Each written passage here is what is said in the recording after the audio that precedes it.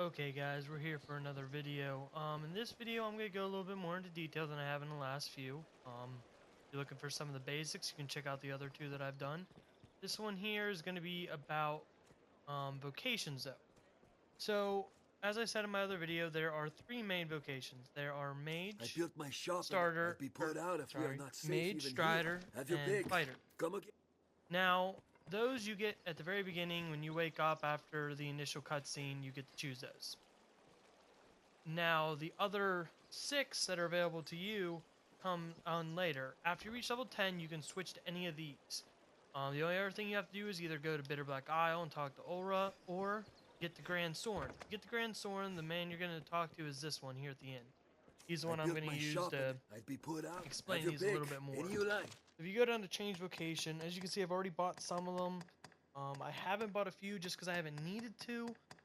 Um, but I've played them all before, at least a little bit. The ones I have the least experience with are probably Warrior and Ranger. All the other ones I've done pretty extensively and gotten some good experience with. They're all fun to play. So I'm gonna give you some of the basics about them and stuff like that. But honestly, in your playthrough, I recommend trying them all at least a little bit. But this will give you a good idea on what to expect of each one. A lot of them are pretty self-explanatory. They give you a little description here, but there's a little bit more in-depth stuff that I'm gonna go over. First, let's go over the basis here. So each one has their own stat growths. That's how you really build your character. So that's something to keep in mind. So, for example, if you want to be, I'll use my character as an example. I'm actually building for a magic archer. With magic archers, they're focused heavily on the magic stat when they're using their bow, which is what I'm going to focus on. Magic archers have decent magic growth, which I'll get into that later, but sorcerers have a much better one, which is why I'm currently a sorcerer. Helps me build up that magic, that way I can be a little bit stronger later. Now, if you just want to play the game for fun and you're not looking to min-max or anything, you don't even have to do this. Just pick the vocational one and run with it. But there is a benefit to picking other vocations. I'll go into that here in a second after I describe some of these vocations. So, of course, the first one is the fighter. They're your sword and shield. They are your base class. They go in and they take hits. Of the three base classes, they have the best health gain and the best attack stat. Um, for the first 10 levels, they have 30, 24, 3, 2, and 2. So the six stats they give are health, stamina, attack, defense, magic attack, and magic defense. So as you can see, the first 10 levels, everything's pretty even. So I'm probably not going to go over those too much. It's once you hit levels 11 to 100 that it becomes a little bit different. The max level is 200, but after you hit 100, the stat growth goes down pretty significantly, and it changes a lot.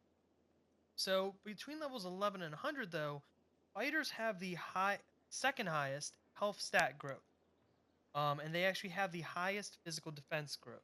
They get 37 health, 15 stamina, 4 attack, 4 defense, 2 magic attack, and 1 magic defense. So as you can see, they're heavily based on physical. And all this information can be found on the wikis online. You can find all this here. I recommend my One, a Game Guides app makes it much more portable to view the wikis.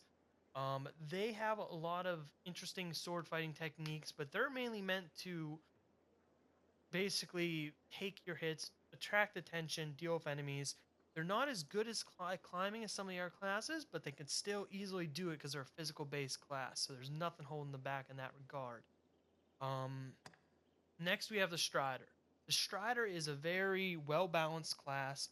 I actually started out as a Strider to help build up my stamina and some of the other things, since the classes like Sorcerer don't get a good amount of it. Strider is pretty much even across the board: 25 health, 25 stamina, 3 attack, 3 defense, 3 magic attack, and 2 magic defense.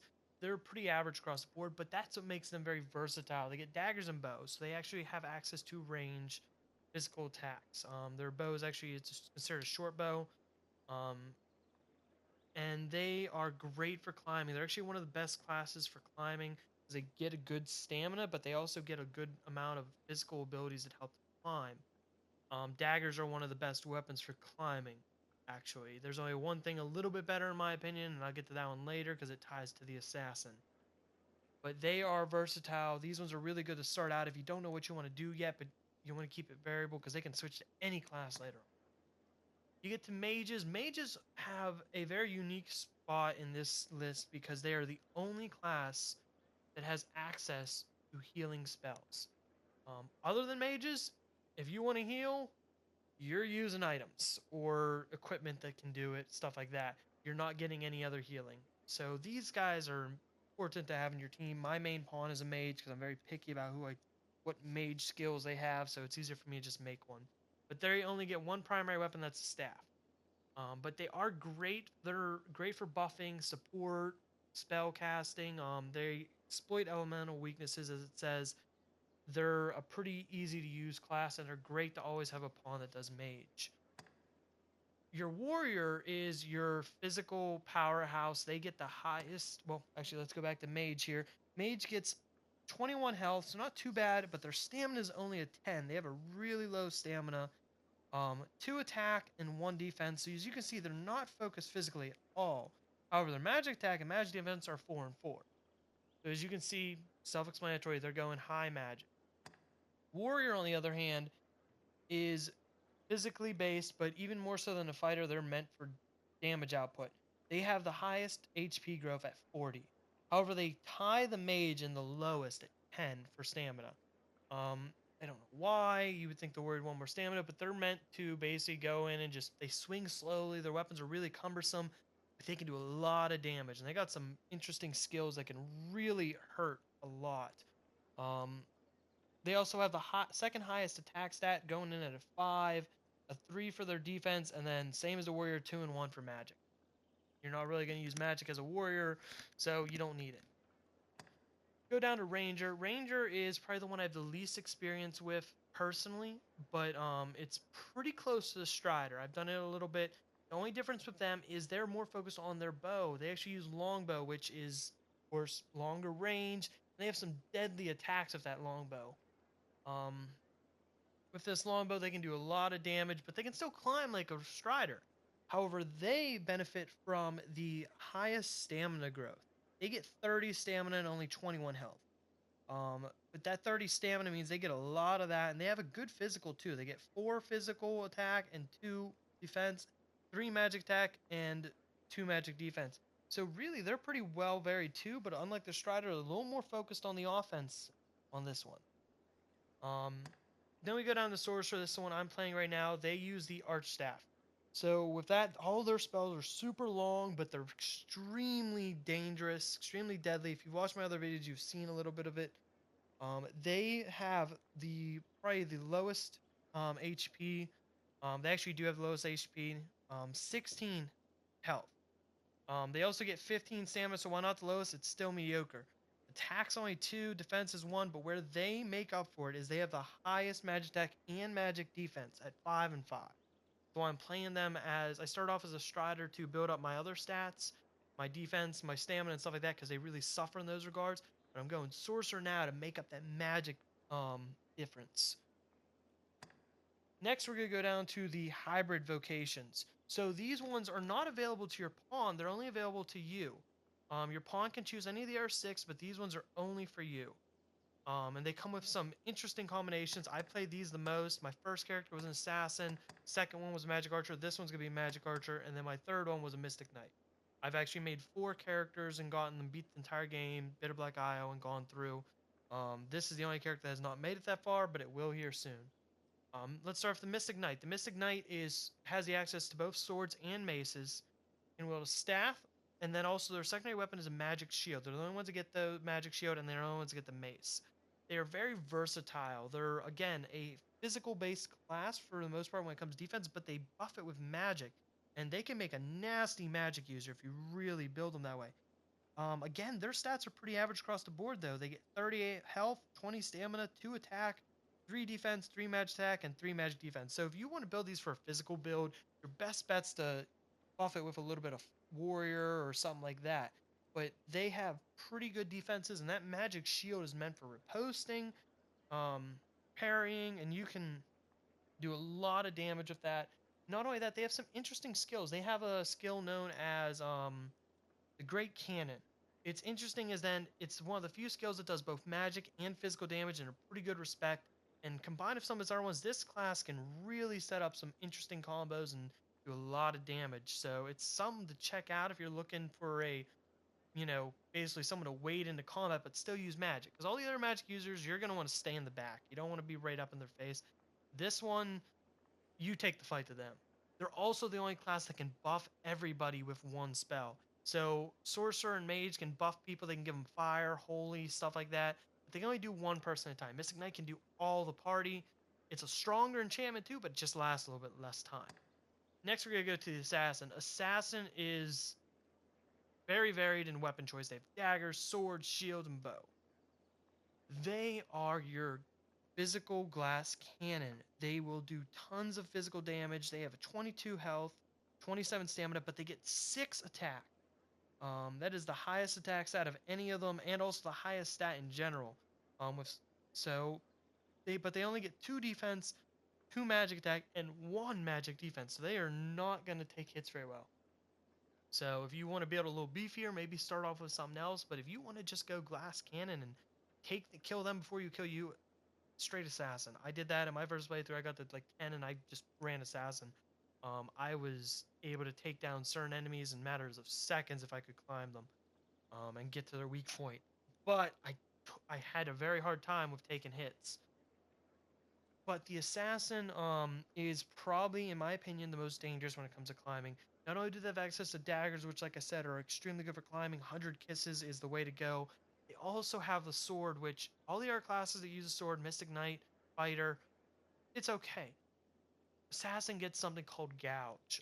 When you upgrade Dire Gouge and even Deadly Gouge, it is deadly dangerous. You can tear enemies apart in seconds upgrading it. It is an assassin-only feat.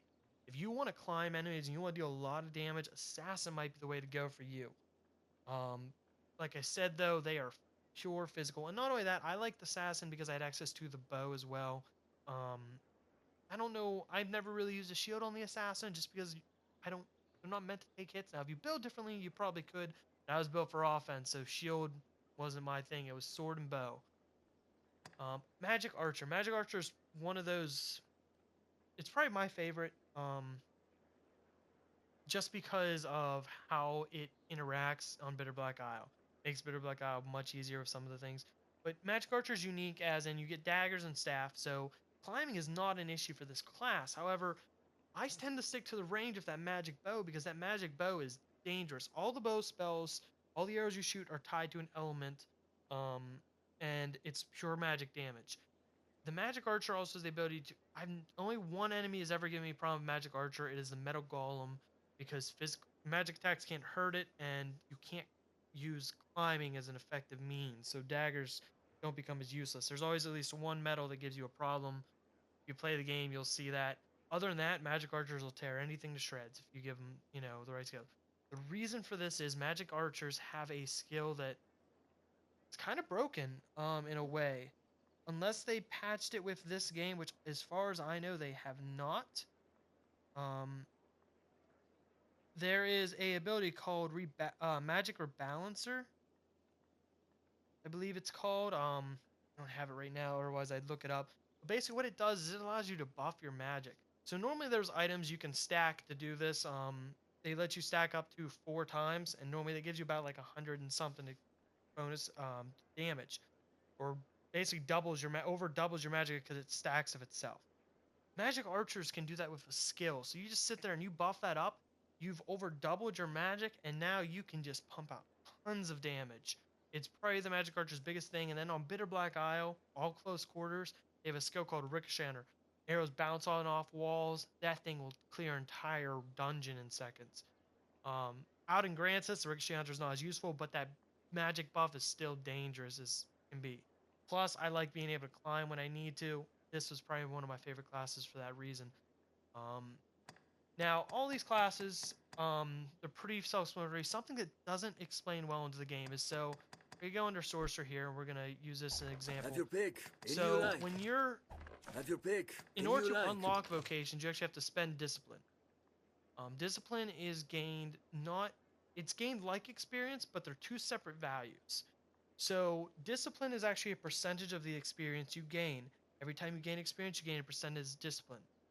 However, with discipline, you want smaller amounts to get more return normally. So the way discipline works is it goes on basically a exponential curve downward.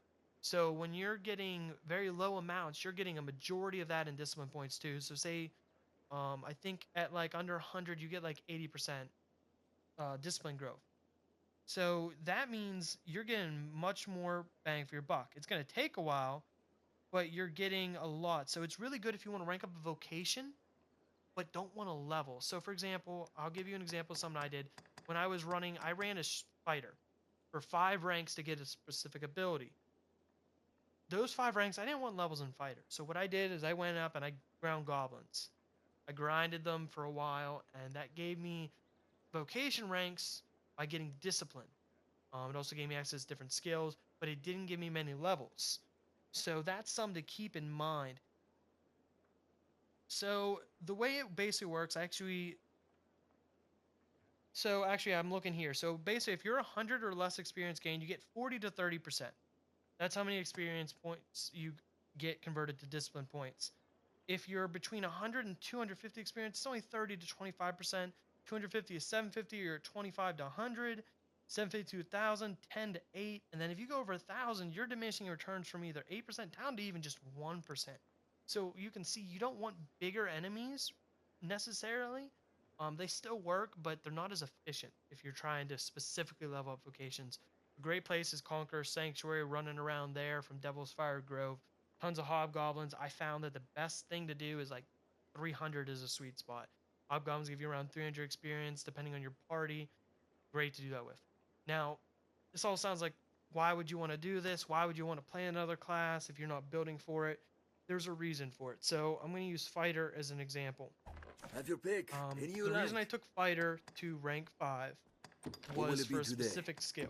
So when you learn skills, all your skills are either tied to a weapon or ability and such. So, for example, all these are Arch Staff only. So if I'm a Sorcerer, because they're the only ones that wield Arch Staff, this is what I can use. My core skills, however, you can see this one says Staff and Arch Staff, meaning any staffs this applies to. That means this carries over between classes. So if I go back to Mage, I still have these, even if I have no ranks in Mage or anything like that. Now, this is where it gets interesting. So, Augments. Augments are not tied to a class. They're only tied to a class for unlocking them.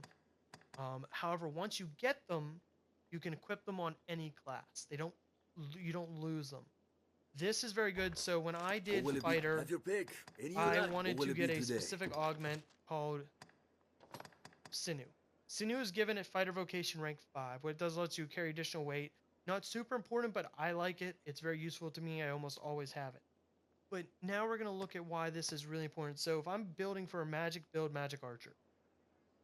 Magic Archer, in my opinion, doesn't get any good augments. Every single one of these augments I have here is what I'm using as going to be used in Magic Archer. They're all from different classes. This one here is going to get changed. It's going to get changed to Arm Strength, which is given from the Strider. Attunement is given from Mage. Inflection is either Mage or Sorcerer. I can't remember off the top of my head. Articulacy is from Sorcerer, and Acuity is from Sorcerer.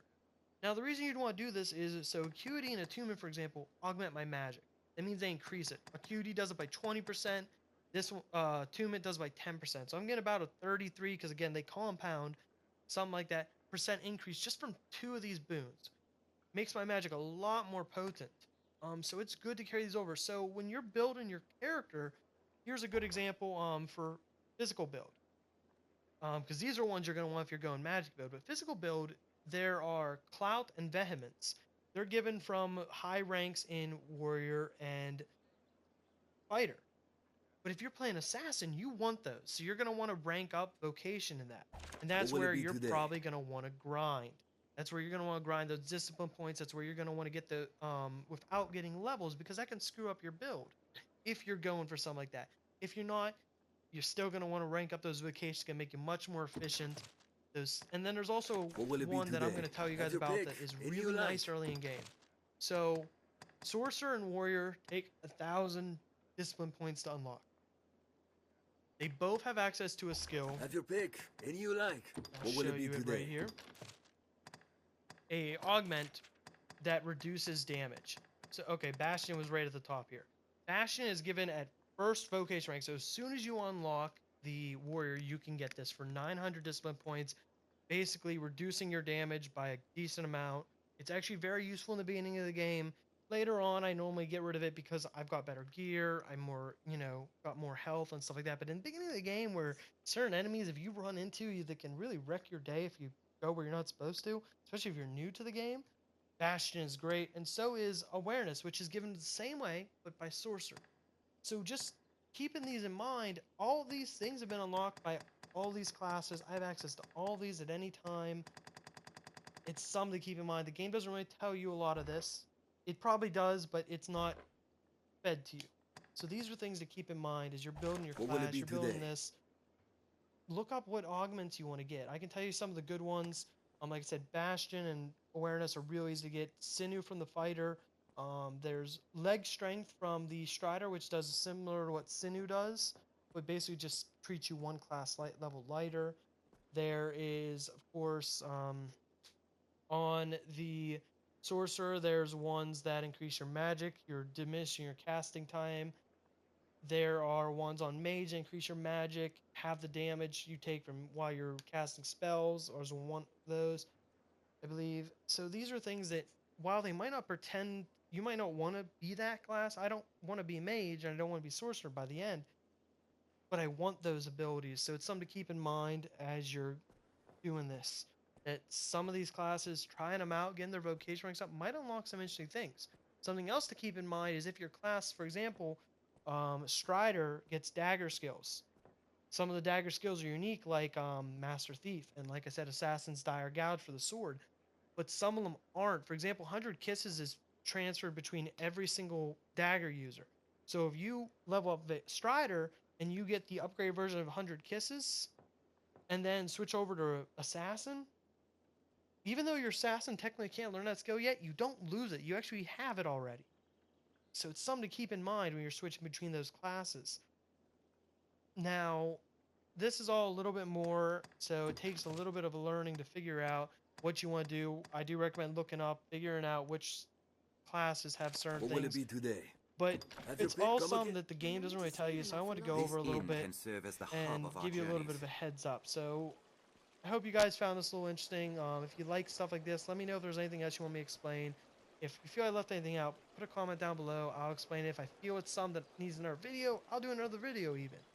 So just let me know. Give me some feedback. I'm not used to doing these. I'm pretty relatively new to doing these walkthroughs, but this is a game that I really loved and I got really into.